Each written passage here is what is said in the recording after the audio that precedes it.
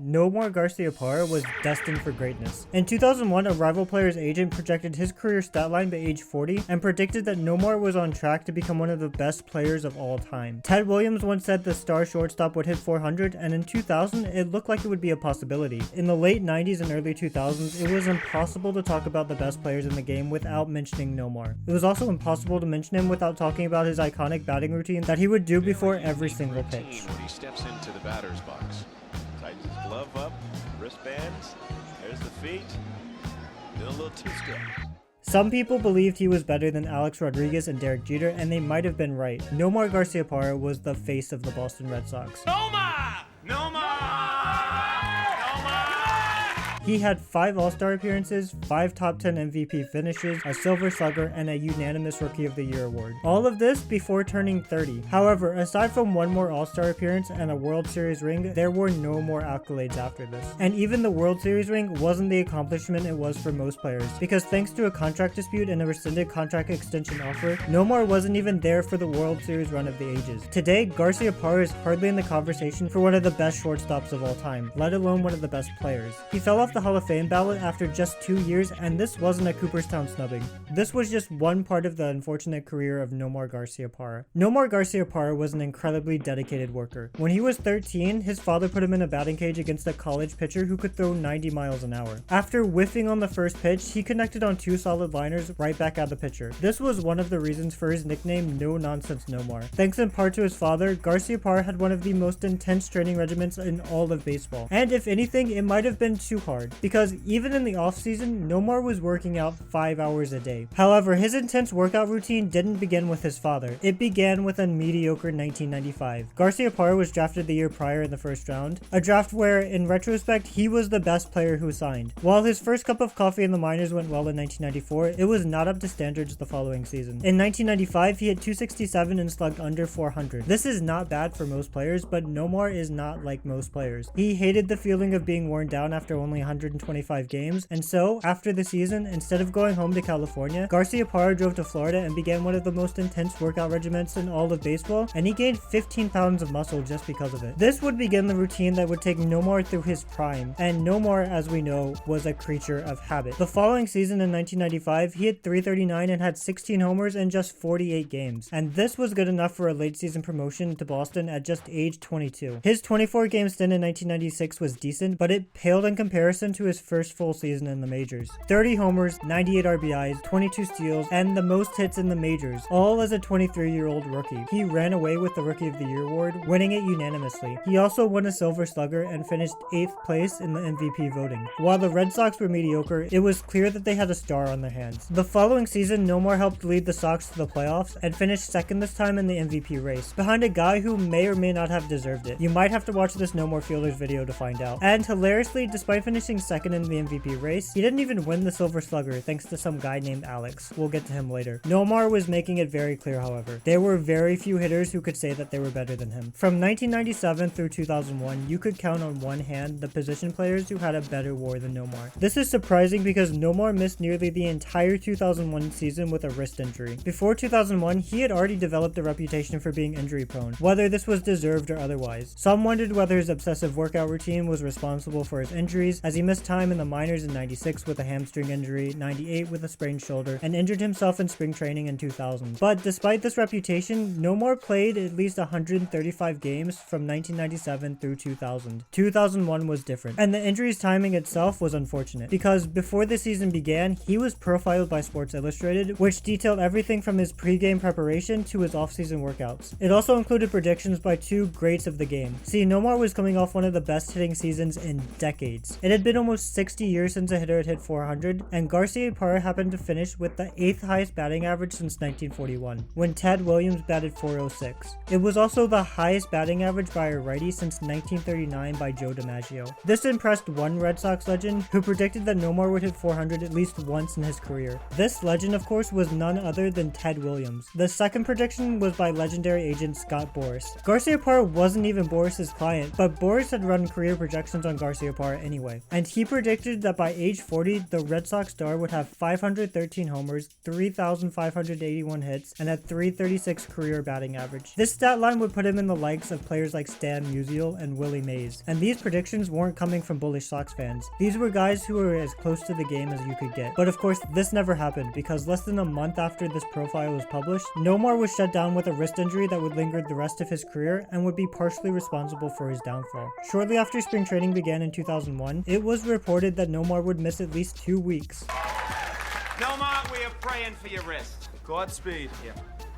This wrist injury had nothing to do with the extreme workout regimen either. It had been a lingering issue that you could trace back to the end of the 1999 season, 2 seasons prior. See, Nomar had been hit with a pitch, but it clearly didn't bother his 2000 season when he hit .372. However, after his spring training workout, Garciaparra woke up with a swollen wrist. He was shut down and diagnosed with a split tendon with the hope that he'd miss a few weeks at most. This was far too optimistic. He was out until the end of July and only played 21 games on the season, with the wrist injury lingering and forcing him to miss the rest of the season after August. The entire 2001 was essentially lost to him. And yet, despite missing nearly the entire season and not playing to his peak level of play when he did, there were still only 9 players who had a higher WAR from Garciaparra's rookie season, and Nomar played at least 50 fewer games than anyone else on the list. Garciaparra had a better WAR over this 5-season period than Ken Griffey Jr., Manny Ramirez, Derek Jeter, Vlad Guerrero, and Jim Thome, despite the fact that all of these guys played over 100 games more than he had. While Nomar would go on to play 2002 and 2003 without major injury, he wasn't hitting at quite the same level anymore. He was still above average, but he wasn't the hitter hitting 50 to 60% better than league average, and he was not hitting anywhere near 400.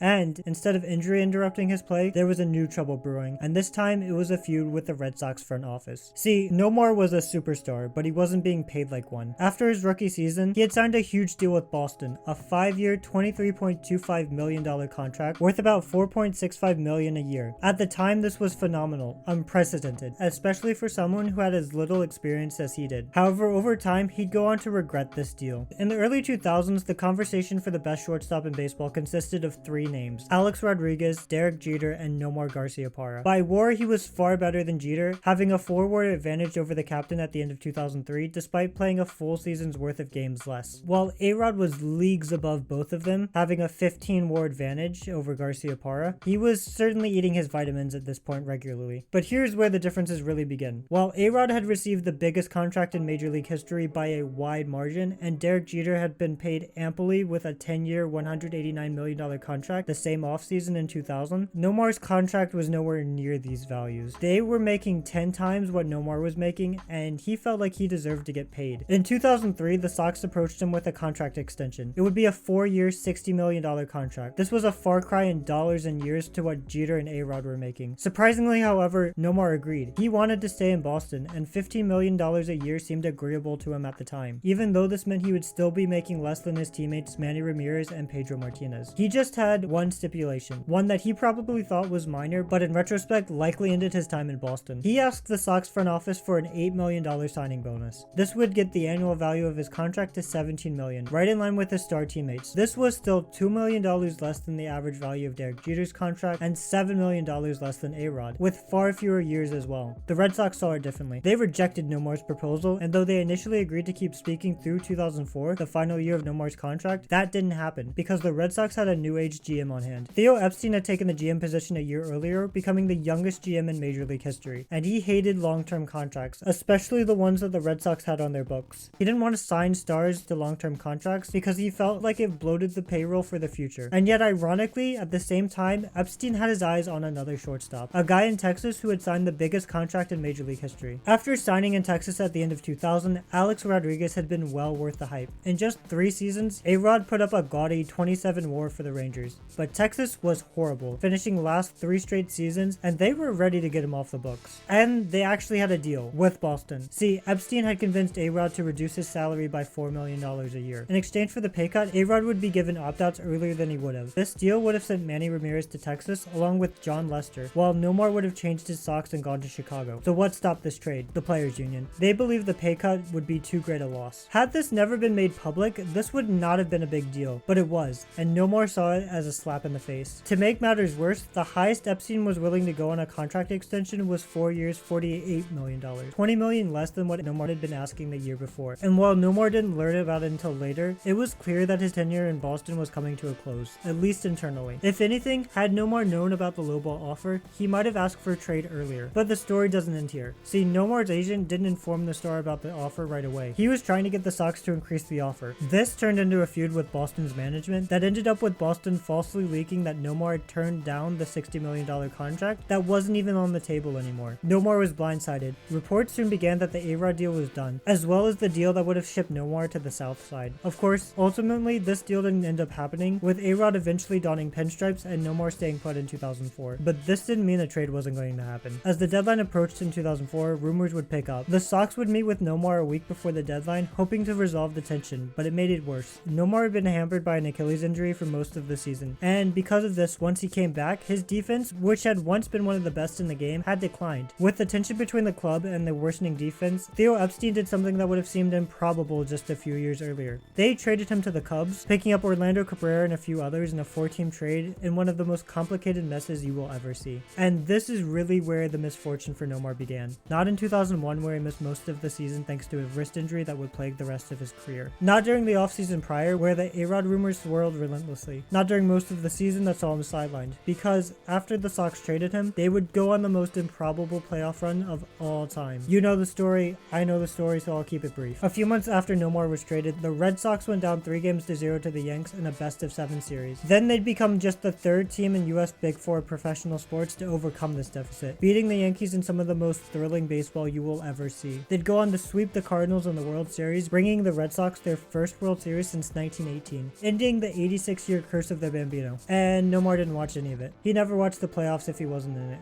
The Red Sox had won a World Series, and the man who had been the face of the franchise for nearly a decade wasn't there to celebrate. He'd get a World Series ring in the privacy of Wrigley Field the next season. He had stayed with the Cubs in 2005, only able to muster 1-year prove-it contracts in hopes of parlaying that into something bigger, and he was mediocre. He struggled defensively at short, like the season prior, and injuries continued to plague him, limiting him to 62 games. He was even injured when the Red Sox came to town with his World Series ring. He'd have a resurgence in Los Angeles the following year, making his 6th and final All-Star game, but he was no longer a shortstop, playing solely first base for the team. And despite this All-Star appearance, injuries would continue to hamper the rest of his career. He'd go on to play 3 more injury-riddled seasons after his All-Star appearance, 2 in LA and 1 with Oakland. And at 36, he'd play his final season in the big leagues. His final stats fell far short of the prediction made by Scott Boras less than a decade prior, and he never came close to hitting 400 again. Nomar is not a Hall of Famer, and it's not surprising either. His number isn't retired by the Red Sox.